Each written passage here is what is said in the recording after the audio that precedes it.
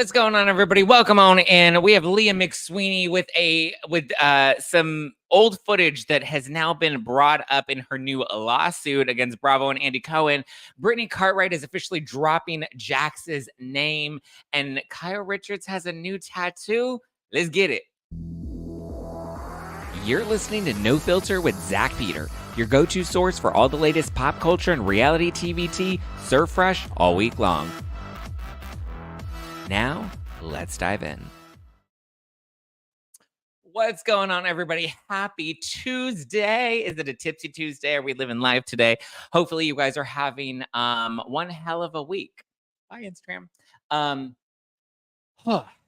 What a fun time to be alive. We have Leah McSweeney, and she is getting called out by the interwebs. And I have a fun little clip to share with everybody. What's today? Tuesday. Okay, so we're gearing up for the Traitors finale. Is Instagram and Facebook down this morning? That's so cray. Baby, where'd you get your body from? I got it from my mama. I got it from my mama. Actually, no, my mama don't have guns like these. I got it from my mama. I got it. Sorry, guys. I'm in a good mood today. Maybe I won't be a bitch today. But one can only pray, right? Lent is almost over. I restart my Lent again every morning. And I'm like, today I'm not going to be a bitch. And then, the universe just gives me opportunities to defy those commitments. But Facebook is back and Instagram is still down. Well, that's interesting and unfortunate, but that's why YouTube is popping, and we're here right now live on Apple Podcasts, Spotify, YouTube, all the things. We don't need Facebook and Instagram because for the next 30, 40, possibly an hour, we're here. We're living life. We're getting it. Okay. What should we start with? Maybe we start with Leah McSweeney and these the lies. So, no, please be a bitch today. We love it. Thank you, Amy. You guys are always the worst. You always encourage me to be on my worst behavior. I can do battle by myself. I don't need the extra encouragement. We like Zack with the side of a bitch. Let's hope I don't get Zacktivated today. Top the like button hard, like you want to be topped. Oh, Joe. Okay. Okay, so Leah McSweeney, as we know, she was suing Bravo and Andy Cohen, and everybody associate Shed Media, because she claims that when her time on Real Housewives of New York, it was toxic, and she was supposed to be sober, and she was in a relapse, but they were encouraging her to drink, etc., right? Then she goes off to say that, they outed her bipolar diagnosis when she was on Ultimate Girls Trip, etc., right? Well, now people are pulling in some old footage from RHONY days, from Ultimate Girls Trip, and they're kind of showing that maybe Leah wasn't being pressured as much as she was the one doing the pressuring. Here's a clip. Here are some clips that were posted by Wig Hello Drama on Instagram. Wig Hello Drama. Here we go. Let's roll it. And she has her things that she talks about and she's sticking to them, and it's like a script. I was legally still married to him and we had a great relationship. It's like a soulmate thing. So I he fell in love with me for like who I was, but then other factors came into play. Why don't you guys order shots? Can you guys get drunk or something? Know what's happening with RHONY yet? Do you think he'll be back? Do you think the full group will be back? I think RHONY is definitely coming back. Whether who's going to be a part of it, I have no idea. And when it's coming back, I don't know. Do you want to be a part of it? Of course. I think I would definitely, absolutely. Because I really wouldn't want last season to be the way I went out, just because it was a weird season with COVID and everything. What was going through your mind? Not a lot. And look, did I choose to drink that day? Yes. Was I an alcoholic in a the middle of a relapse, like, absolutely. Give us a sense of how the producers might have had an influence on your behavior. I'm not gonna put that on them for this because I made my own decisions. There is no, this isn't okay. There is, get the cameras in her face more. But now she does point the finger at producers, claiming they were increasingly pressuring her to consume alcoholic beverages. She also says producers knew she was struggling with bipolar disorder. In fact, she'd been outed on the show. Okay, so here we have some conflicting messages that Leah McSweeney has put out on top of. So the first clip, which doesn't show the full statement. So the first clip is from Ultimate Girls Trip season 3, Thailand, right? Where she is at dinner and Alexia is kind of retelling her story of like what she went through with her ex and the drugs and the getting arrested and all of that stuff. Her ex, right? Not actually Alexia from Miami, but she talks about all of that. I think she was also in Cocaine Cowboys. So, her ex-husband, Peter's dad, is, very much I think Frankie's dad as well. Very much caught up in the pasta, all about the pasta, right? And so I guess because Leah, doesn't like pasta and she, scathes at pasta and she hates the Andy Cohen does pasta. She is telling the women at that table that they're boring. She's like, you guys should drink, get drunk. We should order shots, blah, blah, blah. Then what you don't see in that clip is the next day they're on a boat. We're on a boat, bitch. And Giselle's popping off and getting upset with Leah. And she's just like, why? Like last night you were treating us like we were your drunk monkeys and we were there for your entertainment and you just wanted us to get drunk. Why? Because we're only interesting when we're drunk. And Leah's like, yeah, exactly. She's like, I was bored. You guys were boring. Like taking shots would make you more interesting. So here we have a clear example of Leah after completing 2 seasons of Real Housewives of New York, now going on Ultimate Girls Trip completely sober. Producers have come out since then and said, like, we were willing to accommodate, if she wanted to be in a hotel that was closer to AA meetings. She did not want to do that. She wanted to be in the house with the other women, et cetera, et cetera. Obviously, you're sharing a house with other women. You're on a show called Ultimate Girls Trip. You're here pressuring some of the other women to drink because you think they're boring if they're not drinking, Leah. So I don't know what she expected. Did she expect there to not be any alcohol on Ultimate Girls Trip? Did she not see seasons 1 and 2 of Ultimate Girls Trip? Not only that, but then when it comes to RHONY, we see her in this clip with Bryce Sanders from ET. And she's telling Bryce, she's saying, that she wants to come back to RHONY. This was after the first 2 seasons, and she's after her second season. She was just like, yeah, I wouldn't want that to be how I go out. Like, I would love to come back if given the opportunity to. So there she openly talks about, after her first 2 seasons, openly talks about wanting to return to Housewives, then ultimately returns to Housewives on Ultimate Girls Trip 3 in Thailand.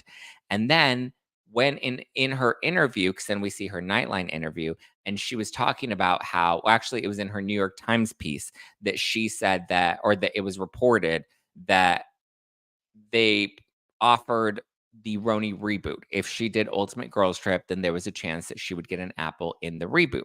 Ultimately, so that's why she agreed to do season 3 of Ultimate Girls Trip, was so that she could get her apple for the reboot. So she's consciously and consistently trying to reinsert herself into the Housewives world. She says she would have done another season of RHONY. She did Ultimate Girls Trip. She wanted to do the reboot. And it seems like once Bravo was done with her, she kind of just got upset and decided to follow Bethany's reality reckoning, as did Rachel Leviss. And it doesn't seem to be helping either of them. Now they're just, throwing out these lawsuits when I feel like their claims have kind of not really been validated. What's also interesting, I don't know if you guys tuned into Monday's episode, but we get into, when we actually kind of like looked at the pieces, defined revenge porn and all of that, it doesn't seem like Rachel has a case against Tom Sandoval for revenge porn, which is interesting since that's what everybody seems to be talking about. But when you actually look at the criteria that is needed to prove revenge porn, Tom Sandoval doesn't meet that burden. And there's no evidence to prove that he committed revenge porn. So the revenge porn claims she's going after Ariana for, which is interesting and a choice. And I mean, listen, the video never leaked online. Nobody was talking about it until this lawsuit was filed. So we'll see. She can't press criminal charges against Tom or Ariana at this point because the statute of limitations has expired. But it'll be interesting to see where this goes moving forward. And the other I'm curious to see how this is going to play out, because if she can't go after Tom Sandoval for revenge porn because what he did, the crimes he committed were eavesdropping and invasion of privacy. How much money can you get from eavesdropping and invasion of privacy? It's essentially a case of a peeping Tom, right?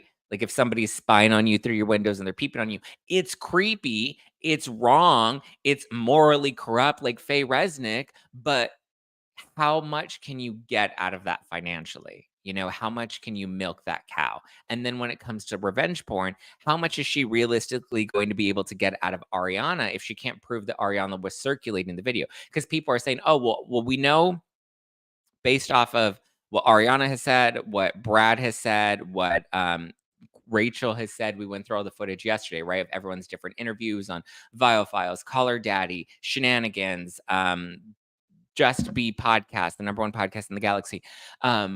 We went through all of their clips and the statements that they've made, and it seems like Ariana sent the video from from Tom's phone to her phone and then texted it to Rachel. So it looks like those are the three people that were in possession of the video: Tom, Ariana, and Rachel. And Ariana's legal team showed that she no longer is in possession of it. They provided, I'm assuming, metadata or some sort of evidence to prove that the videos have been destroyed and have never been circulated. And they've been very clear that they've never been circulated outside of the passing from one phone to another to another.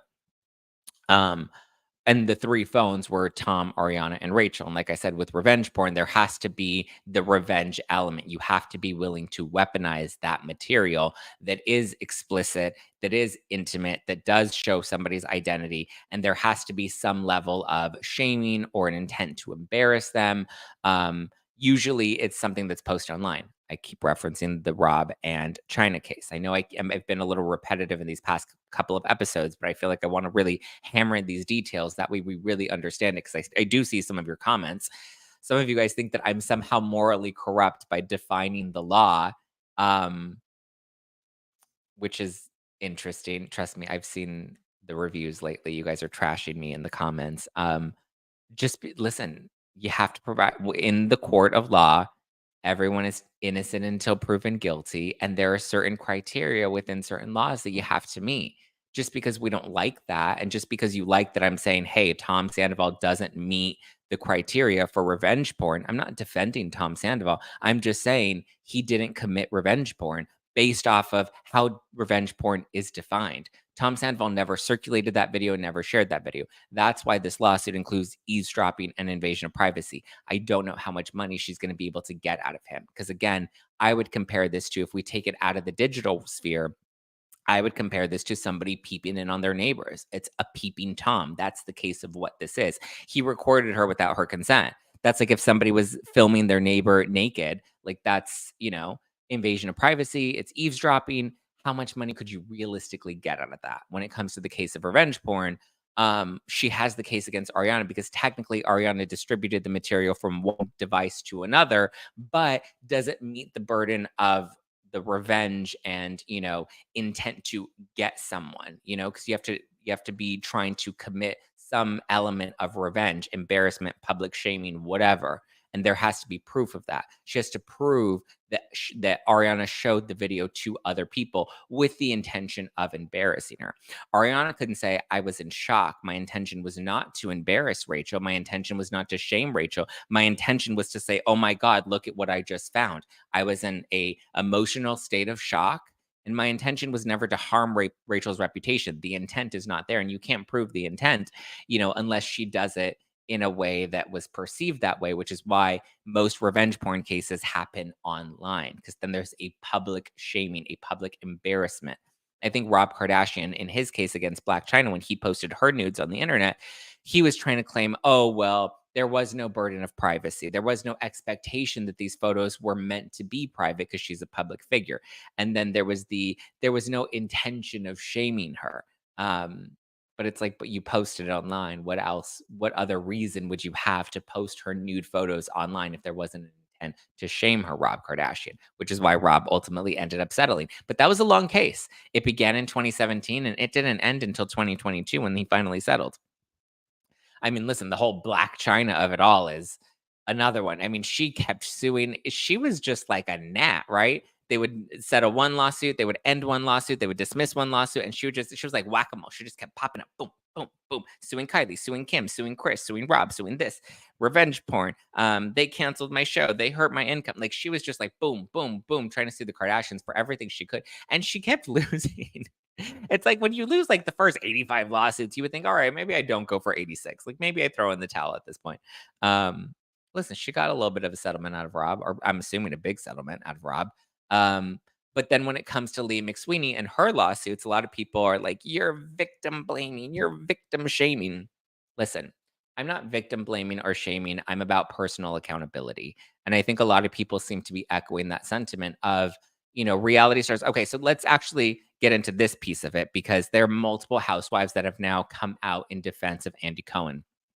So here is just a short list of some of the ones that have come out recently. We have Kyle Richards, Candy Burris, Tamra Judge, three of the longest standing housewives. Tamara's been on since the second season of OC. Kyle Richards is an OG from Beverly Hills. Candy was the longest running housewife of Atlanta. So those are three long-standing OGs. We have Teddy Mellencamp, who's come out in defense of Andy Cohen.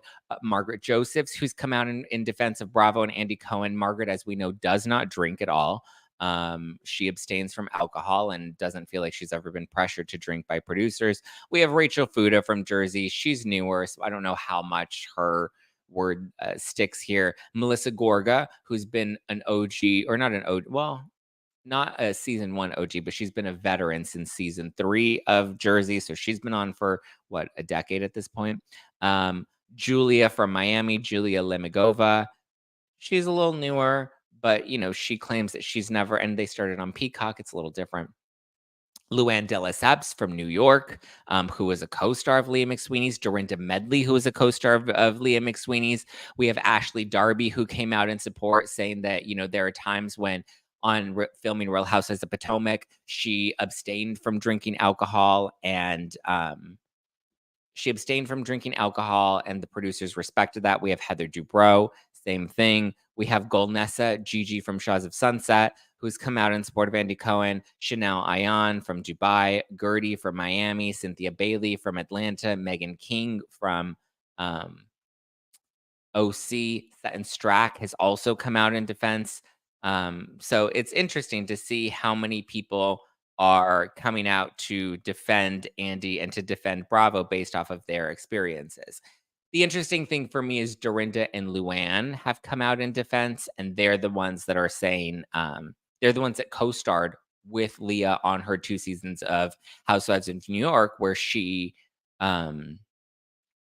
is claiming the experience was the worst for her, right? Because she was in an active relapse. And she says that the same way a bar has to cut off its patrons, reality producers should also be responsible for cutting off reality stars.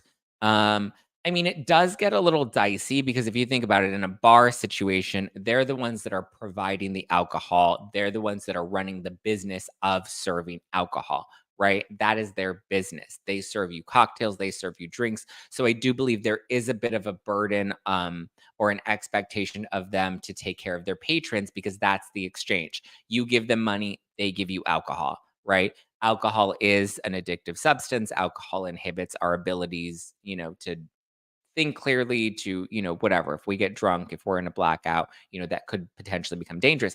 In a reality television setting, though, the only exchange is that you agreed to be filmed and you agreed to have your life exploited. I think anybody joining a reality show, especially after how long RHONY was on the air, right? It was on the air for well over 10 seasons, well over a decade. Not only that, but you also had Atlanta and Jersey and OC that had been on just as long, if not longer. It becomes a little challenging when you're like, I didn't know what I was signing up for.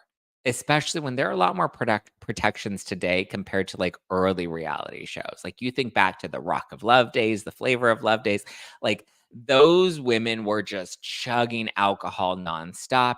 I saw someone on Twitter, reality guru. I can't remember the name off the top of my head. I know I interact with them often though, and we don't always agree, but obviously I like when we don't always agree on certain things, but we do have a mutual respect. I'm very much about personal accountability. I do I think Andy Cohen is perfect? No. Do I think that there's probably some personal accountability he should take for himself? Absolutely. And his responsibility? Absolutely. The expectation of Andy, I think is a little high considering I think he had a lot more power years ago. Whereas now I think, like I've said, he's more of a mascot. He's more of a figurehead. And I think he likes having the role of being the mascot and the figurehead. He likes hosting Watch What Happens Live. He likes hosting the reunions. He likes being the face of the housewives. He likes being Daddy Andy, but that doesn't mean that he still has the everyday, workload of being, the main producer in the show. There are multiple producers, multiple network executives, multiple hands in the pot at this point. And Andy's not on the field, right? Andy's one of the team that's up here in the executive level, but then you have all the field producers and supervising producers and the production company and the casting companies and all of these other people that trickle down the pyramid. So I think she's going to have a tough case if Luann and Dorinda are publicly going on record and claiming that they did not have the same experience that Leah had. They were her co-stars on those 2 seasons. They've been on the show prior. They've continued to film with the network after. So for me, it's kind of just like, I don't know if she's going to have that strong of a case, especially when you have this footage from Ultimate Girls Trip where you don't see any of the producers encouraging the women to drink. You see Leah encouraging the women to drink because she thinks that they're boring. So if that's Leah's perception that you're boring on camera if you're not drinking, then that's not necessarily on the burden of the producers. But I also think that she will probably try to argue, well, that was the environment that they, conditioned me in. I was conditioned to believe that we have to force alcohol down people's throats in order to create entertaining television. Whether that'll stick in court, I don't know. I think she's looking for a settlement. But like once enough people start to pop up with all these lawsuits, Bravo's going to stop settling them. Bravo's going to start fighting them and going to start making examples out of these cases. I would assume. I don't know that for a fact, but I would assume at some point they're going to fight back. They're not just going to keep settling. You have Caroline Manzo that's suing the network, Leah McSweeney that's suing the network, Rachel Leviss actually Rachel's not suing the network. Brandy's not suing the network either. Brandy does not have an active lawsuit. So yeah, you also have Leah in Nightline in that clip where she says, did I drink? Yes. Was I an alcoholic? Yes. Do I blame the producers? No. Were they the ones that were shoving alcohol down my throat? No. And then they show the contradiction in her interview and then in her new lawsuit filing where she's now saying, no, the burden is on the producers. It is their responsibility. I don't know. I think it's interesting. Let's see what you guys are saying. I'm about to start watching Zeus for some good old-fashioned entertainment. See, that's the thing, Kat. I agree with you. That level, I think Zeus is very similar to like the old school reality shows. That was what the Real World, early seasons of the Real World. I was talking about Celebrity Rehab. Do you remember how wild Celebrity Rehab was? That was insane. Like we were watching celebrities detox on camera. Sex Rehab with Dr. Drew. It was, addiction. Remember that show? Or intervention, not addiction, intervention. Rock of Love, those dating shows, those were way more ruthless and toothless than The Bachelor. A Shot at Love with Tila Tequila. Remember that? Like those reality shows were wild. That was like the wild, wild west back in the day. Now there are a lot more regulations. Now there are a lot more protections. I would understand if somebody back then came out. Somebody now, the game. You know what reality TV is. You know what Housewives is. Housewives isn't a new concept. Even Ultimate Girls Trip wasn't a new concept. It's called Ultimate Girls Trip, and it's an extension of the Housewives brand. You're going on vacation. You're partying. You're going to drink or not. Some reality stars don't drink. Ashley Darby has been open about not drinking. We saw Luann go through her sobriety journey. Margaret Josephs doesn't drink. So I think Kyle Richards currently does not drink on the shows either. So, It's interesting. Clip. Yeah, see, Deborah, I think we need to focus more on personal responsibility. That's my thing. Personal responsibility, personal accountability, because at the end of the day, we're the only ones that are responsible for ourselves, you know? And here's the thing, like I don't know. I think it gets complicated and dicey sometimes. Intervention still airs new episodes. Oof. Yes, I watched Celebrity Rehab. I would love to watch Celebrity Rehab again. Wouldn't fly in 2024 standards. Not at all. It would be like so explosive. It's funny. Even Spencer Pratt tweeted, Netflix shared a clip.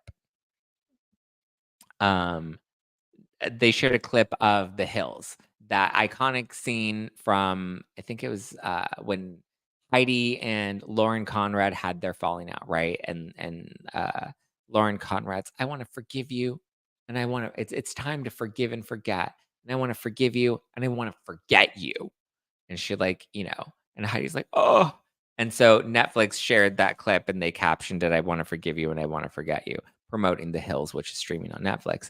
And then Spencer Pratt quote tweeted it. And he said, if this was 2024, Heidi would have Bethany lawyers sue for defamation. It's true. It's just like, the fact that people are so sue happy these days and don't want to take any personal accountability. Like Leah has no personal accountability. Brandy has no personal accountability. Rachel is constantly going back and forth between taking accountability and then blaming and victimizing herself, which is also interesting. Brandy Glanville, like that's such a bogus case of, yes, it was inappropriate of Andy to send her a text message joking about threesomes, sure, but like at no point do you really want to tell me Brandy Glanville believed Andy Cohen was trying to have sex with her and wanted to have a threesome with her and Kate Chastain. Like it was done in jest, and that was the consensual joking relationship that they had, Also, Andy doesn't sign Brandy's paychecks. Andy and Brandy are both colleagues and they are both employed by NBCU. So it's just interesting,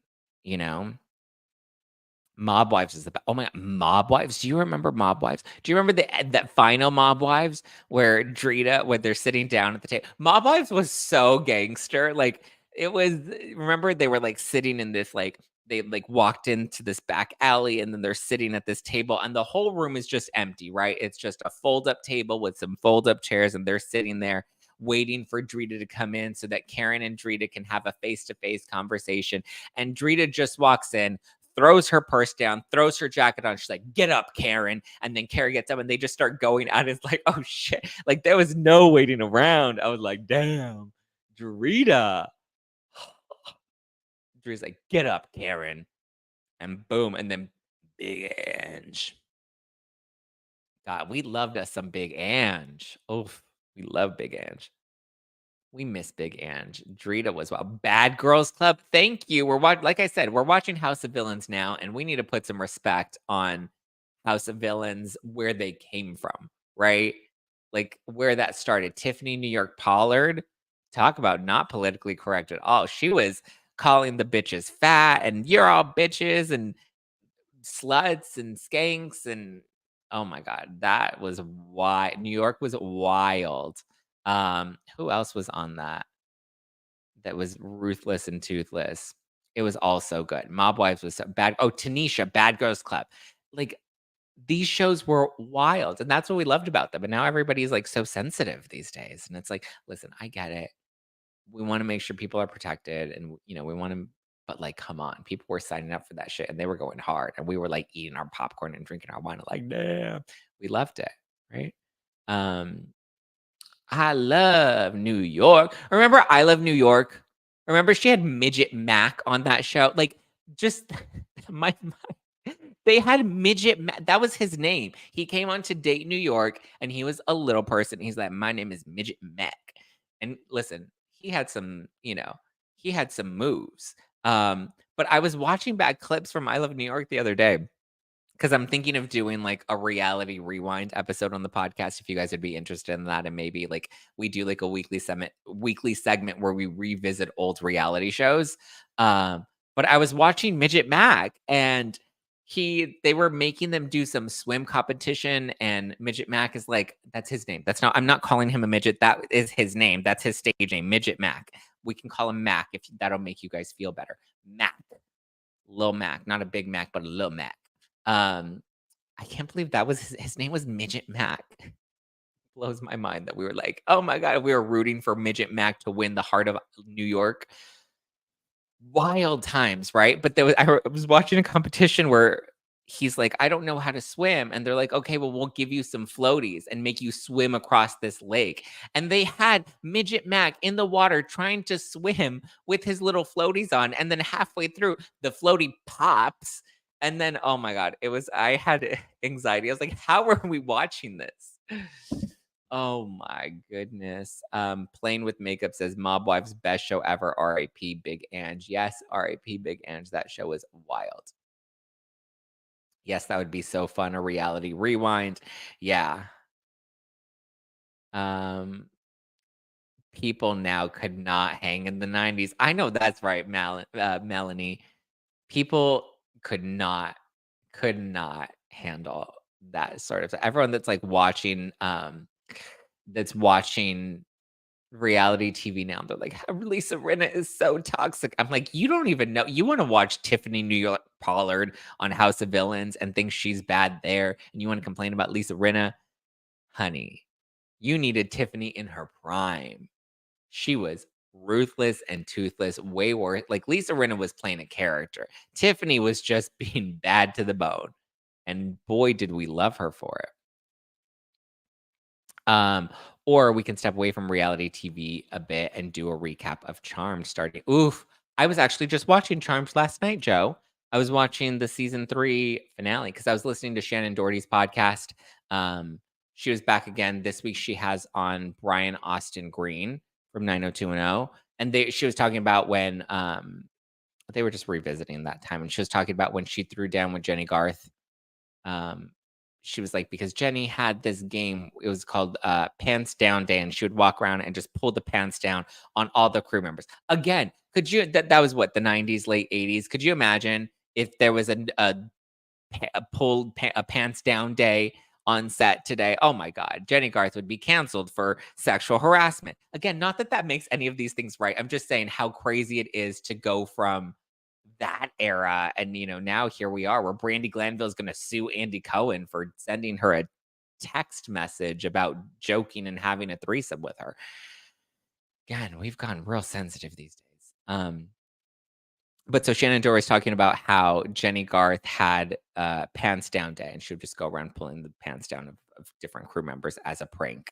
Right. And then Shannon's like, well, I decided I was going to do skirt up day, and I was just going to lift up her skirt. Like, oh my God, Shannon Doherty. And so she's like, I went up to her and I lifted up her skirt. I wasn't expecting her to react. She's like, she flipped out on me. I was like, bitch, I would flip out on you too. You went and lifted up my skirt and showed off my coochie. And she's like, but she always wore boxers, men's boxers. So she's like, I didn't think it was that big of a deal. But she's like, I did skirt update. And so she lifted up Jenny Garth's skirt, and Jenny Garth flipped on her. And then they started fighting in the parking lot. And then Ian Ziering and Brian Austin Green had to break them apart. And I think that's what ultimately led to Shannon Doherty getting fired. Because that's when Tori Spelling then went to her dad and complained about Shannon Doherty. And then there was all the other stuff against her. It seems like Shannon was a bit of a problem on set. Like, I know we're trying to be like, Alyssa Milano was the problem and Jenny Garth was the problem. But I feel like Shannon Doherty was a bit of a problem herself. Oh, what is Kat saying? Kat says, oh, please, that's patriarchy, forcing you to believe that sex is some sort of special event that needs to be special. Dude, they hear horny and they liked each other. No big deal. It's life. Oh, what are we talking about? Kat is getting spicy in the live chat. Today's people couldn't handle the 90s. I know that's right. Take me back. Love those old shows. Hilarious. The 90s was awesome. I know. Charmed would be so fun. I would love to do a Charmed rewatch. Remember that bad girl? I Run LA. Remember My Super Sweet 16? Oh my, people now would sue. Yeah, people sue for anything now. Pants down day. What? How stupid does that even sound? Pants. Today's pants down day. Playing with makeup with Nat was that was Natalie Nunn. People are wanting to play sensitive and innocent these days without taking personal accountability. How did we get back to Charmed? Because Joe recommended that we do a Charmed rewatch. Listen, I'm gonna talk about Charmed. I like me some Charmed, okay? Period. Melanie says, "Oh my God, Natalie Nunn. Wow, remember Rock of Love? Those girls were getting each other drunk and fighting. Do you remember the scene? Oh my God, with Lacey Skulls. I can't remember if it was Rock of Love or I think it was Charm School. And she had Raven. And remember, she was always fighting with, I think it was Raven, right? She was always fighting with Raven, and Raven was there, and Lacey went up to her and was gonna pull her wig off. And then she realized it wasn't a wig. It was like sewn in. And she's like, oh my God, I thought that was a wig. I was like, oh my God. Could you imagine if that was today? Could you imagine if that was Lisa Rinna and Garcelle on Beverly Hills? Oh my God. Not that that was right. Lacey was wrong. But I'm just saying, like, when people joined these shows, they were like, we know that we're going to be terrible to each other. And we know that we're probably going to get a bad edit. And we know that this is going to be a shit show disaster. And nobody gave a shit. Everyone was just like, we're all game. This is WWE. We're going to go into the ring. We're going to fight. We're going to body slam each other down. The audience is going to cheer us on, and we're going to collect our paycheck at the end of the day. And that was the caliber of what we expected reality TV to be. Now it's like, oof. Not everyone has thick skin, so don't expect everyone to have the same reactions as you. Sheena is sensitive and she got slack for it, but that's truly what she is. No, not everyone has thick skin. I agree with you. Not everyone has the same I agree. Sheena is more sensitive. I agree. She gets slack for it, but she still shows up and does her job. She still films Vanderpump Rules. She says she's never been the queen of Vanderpump Rules, but she's still out there doing it. Like, she's like committed, good for her. Laguna Beach, they were in high school drinking on TV. Yeah, I'm telling you, this was what, but that was reality TV. That was like a true reflection. Toughen up, Buttercup. You're on reality TV.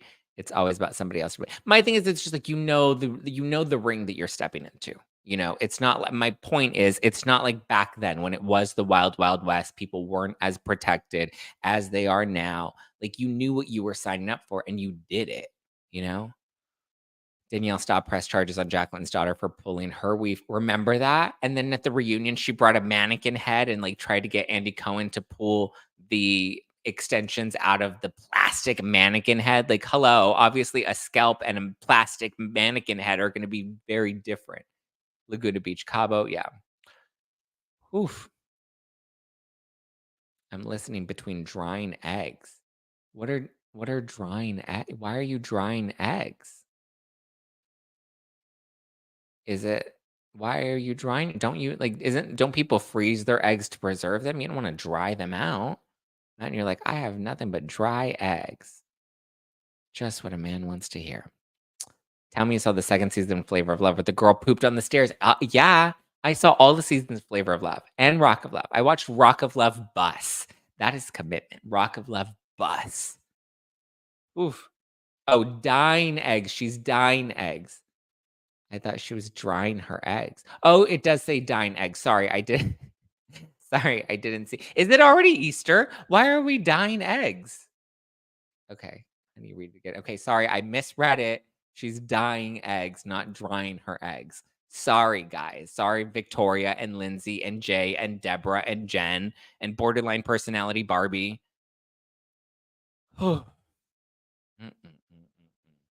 Okay. What Brittany Cartwright, people are saying that she's officially done with Jax now that she has dropped his name. She is no longer Brittany Couchy on Instagram. She's back to being Brittany Cartwright. So she's moved out into a new house. She's in a rental. She has seemingly separated from Jax and like broken up with him. They're on pause at the moment. That seems to be the thing to do now. Everybody's putting their relationship on pause these days. And becoming lesbian. And listen, good for them. Imagine if Brittany becomes a lesbian after all this. I'm gonna make you fall in love with me. Listen, good for Brittany. Good for her. Do you, boo. Live your life. Right? If you're not happy with Jackson, he isn't willing to step up, then you know what? To the left. Everything you own in the box to the left. In the closet.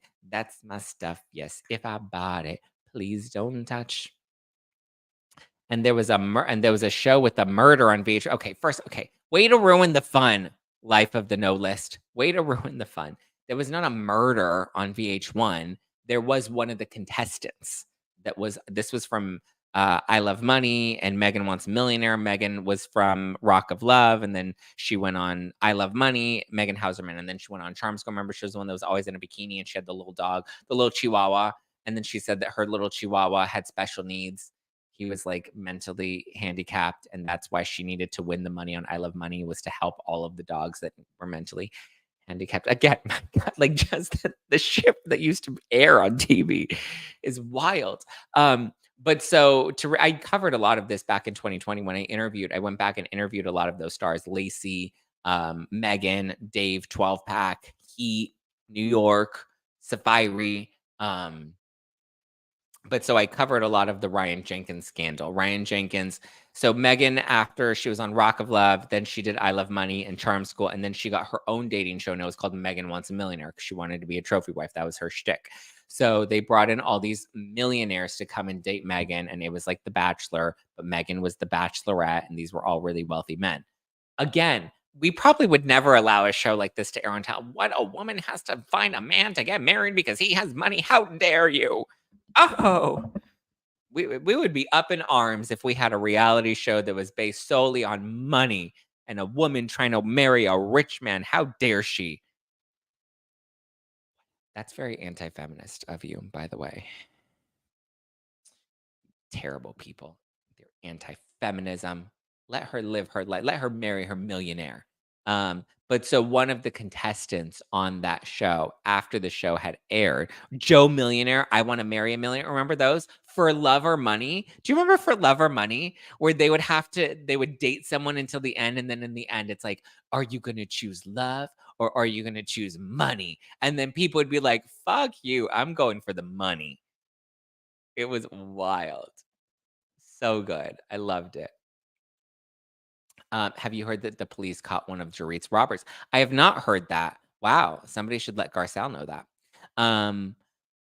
But anyway, I'm not skinny enough, according to Heather Gay, to marry a millionaire. Oh, Heather Gay. So many wild shows. But anyway, so Megan Wants a Millionaire. I'm trying to stay on track, guys. Megan Wants a Millionaire. Ryan Jenkins was one of the finalists on that show. He was not chosen as the winner. So after the show, he ends up dating this model that he met, I believe, in Vegas. Ends up dating her. They would get into these crazy fights. And then I think he was having like financial issues. And because he was struggling financially, she was like bothered by that, or there was something to do with like him running out of money and him being worried about him running out of money for this girl, Jasmine. And something happened. They got into a fight. He ends up murdering her. True crime, right? Like, this was a true crime story. This is one of the few true crime stories I was actually invested in, because I don't like true crime stories because they scare me at night. I mean that I don't like true crime, because every time you watch a true crime documentary, it's always like, it always ends. You're like, oh my God, you're waiting for the climax at the end. And then you get to it and he's like, and he's still out there. If you know where to find him, call this hotline. I'm like, I don't want to know where to find him. I don't want to call the hotline. No, thank you. Not today. Nope, not happening. No, thank you. But so anyway, the Ryan Jenkins scandal, he ended up murdering his girlfriend off of the show after he had filmed the show, after he had lost Megan Wants a Millionaire. He ended up murdering his girlfriend and then went on the run. And he was trying to flee the country and go to Canada. And it was a whole police chase. And it was a whole thing, right? And so they were trying to get him. And then he ended up not living anymore. Trying to not use any trigger terms because YouTube will get upset with me. But yeah, he ended up, ending things on his own terms. But so yeah, it was wild. It was wild. And then it brought into question casting, and are we casting people enough? And was there anything in his history? But it's like, here's the thing too. It's like, I don't think you can always predict when somebody is capable of like snapping to that degree. Like, who knows what amount of stress he was under. Well, listen, what he did was wrong. He committed murder. Like, absolutely, they should have arrested him. But it's like, when it comes to casting, it's like, that was what he had done 2-3 reality shows at that point, that it was like, how would they have known that he was capable of that? It's crazy. What a cowardly move. Yeah. Yeah. Didn't want to face the consequences. Again, no personal accountability. Yeah, it was a gay guy who was into a heterosexual. What are we talking about? A military. Oh, I don't know. You guys are going crazy in the live chat. But yeah, so that's Leah McSweeney. That's Brittany Cartwright. She's dropped Jax's name. Kyle Richards has a new tattoo. She got a little cowgirl tattoo on her arm. And people are like, ooh, what does this mean? Does this mean her and Morgan are finally a thing? I don't know. Kyle gets tattoos all the time. I mean, I think a cowboy tattoo is a little dumb, but I mean, whatever. Whatever floats her boat, whatever gets her going. Live your life, girl. I don't know. I don't think it's that juicy of a story that she, I don't think it's juicy of the story that she got a new tattoo and it's a cowgirl. She's always at Kimosabi, you know? She's always eating sushi out at Kimosabi and getting a new hat. So at this point, wah, wah. Yeah, of course not, Zach. So true. Even in corporate America, there are criminals. Yeah, that's the thing is you can't predict who's going to be a criminal if they're not yet a criminal. If they don't have it in their background, if they don't have it in their history, you can't always predict who's going to be the next criminal. It just, I'm sure even when Tom Girardi started Girardi Keys 40 years ago, he wasn't like, yeah, I'm going to be a criminal, guys. Like, things just happen. People end up making poor choices and then continuing to make poor choices and shit just happens, So it's hard to and that's why people are like when they cast Housewives, well, I mean, in some cases, like Monica Garcia, like there was some due diligence that we could have really looked into in those cases, but it's like how deep of a background check. Listen, I've been in casting for reality shows. I know how deep of background checks they do. They do full on reports and background checks. They have companies that vet all of your social media. They find all of your social media posts. And I know because here in California, if you agree to do that, they have to give you a copy of the report if you agree to allow them to run a report. They legally have to give you that option. So I was always like, yeah, give me that option. I want to see what you're flagging on my social media that you would consider potentially problematic. And it would be funny. And then I would get the packet in the mail of like, oh, here's the social media. And then I would look at it and be like, really? But listen, they try to flag these things all the time. But again, they can only disclose as much as you're willing to disclose as well. So if you're going to lie, it might be kind of tough. Like the Trevor guy that had a girlfriend. Like if he's in his casting tapes and he's telling you, I don't have a girlfriend, I'm single, how are you, what is the responsibility of the casting department to then go and have a private investigator follow them to see if they're truly single or not? Like, it's crazy. And people are going to lie just to get on television. So it's tough for casting producers these days. I think Kyle thinks she's more important than she is. Before Real Housewives of Beverly Hills, she used to do interviews as Paris Hilton's aunt. I mean, she has become more relevant and important since doing Beverly Hills. She's the longest running one on that show. So I wouldn't say she's not important. How did they miss reality Von Tease? Well, I don't know.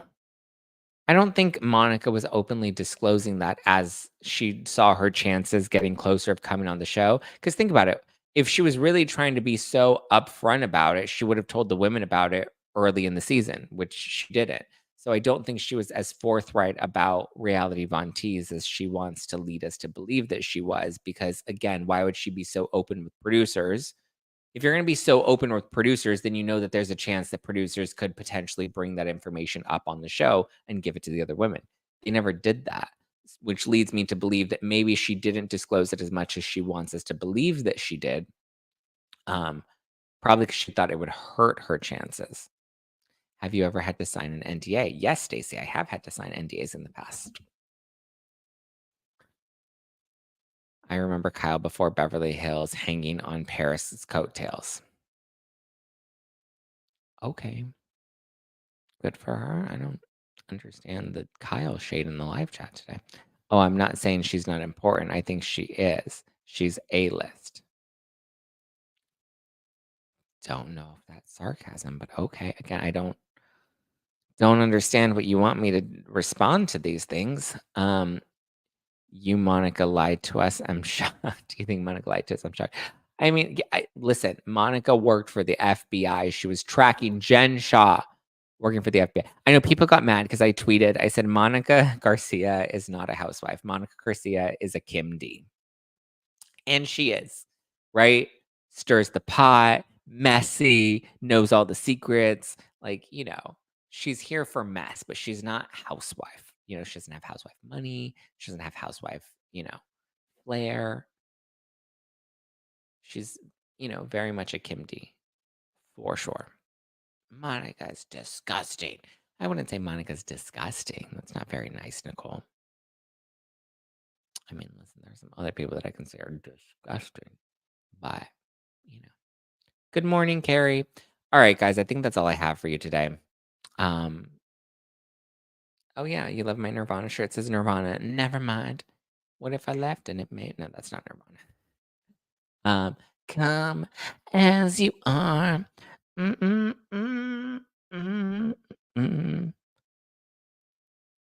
All right. Well, that's all I got for you today, guys. But I hope you have a wonderful rest of your Monday. I'll be back again tomorrow. Who are disgusting, Zach? Name them. No, I'm not going to name them. But yeah, I hope you guys have a wonderful rest of your evening. Have fun, get lit, live life, get your coffee in, get your work done, get your workout in.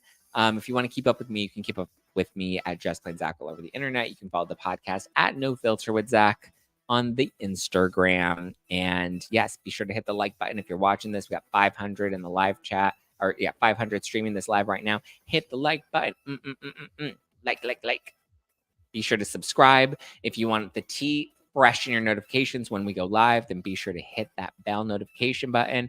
That way you always get it going, always get it popping. You're always here live. So be sure to tune in, guys. I love you. I appreciate you. Have a wonderful rest of your Monday. And be sure to catch my new show, Disaster Daters, streaming on all podcast platforms, or you can watch it exclusively on Spotify. All right. Love you.